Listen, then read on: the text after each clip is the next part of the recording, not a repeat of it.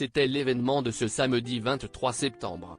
Après avoir clôturé la 3e édition des rencontres méditerranéennes au Palais du Pharaon, et discuté en tête-à-tête avec Emmanuel Macron, le pape François a conclu ses 2 jours de visite dans la cité phocéenne avec une messe votive en l'honneur de la Vierge de la Garde.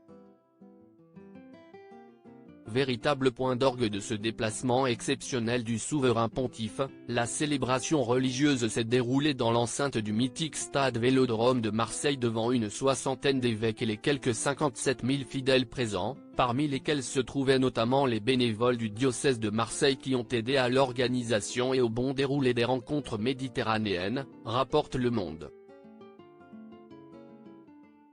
Si sa venue avait fait débat auprès de la classe politique, Emmanuel Macron était bien présent et accompagné de son épouse, Brigitte Macron.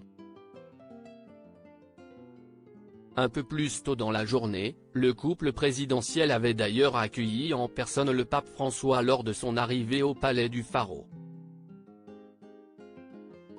Quant à Elisabeth Borne, qui a accueilli le souverain pontife sur le tarmac marseillais, elle n'aurait visiblement pas assisté à la célébration, contrairement à Gérald Darmanin qui était à leur côté ce samedi 23 septembre et pour cause, le ministre de l'Intérieur et des Outre-mer est également en charge des cultes.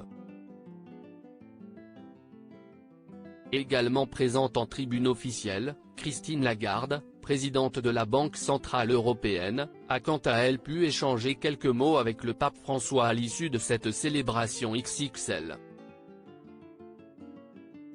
Xa Brigitte Macron, Gad Elmaleh, Michel Thor, du beau monde à la messe du pape François à Marseille et Gad Elmaleh en chauffeur de salle. Si seuls les fidèles munis d'une invitation ont pu assister à cette messe du pape François, les organisateurs avaient tout de même recommandé d'arriver en avance.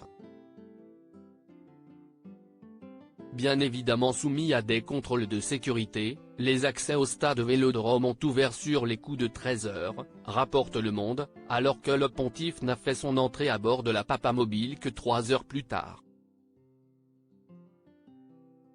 Pour patienter, les fidèles ont toutefois pu compter sur la présence de l'humoriste Gad Elmaleh et du chanteur Grégoire. Si, elle, n'est pas montée sur scène, la chanteuse Michel Thora, quant à elle, était aperçue en tribune.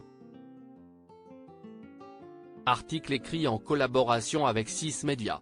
Crédit photo, Dominique Jacovide.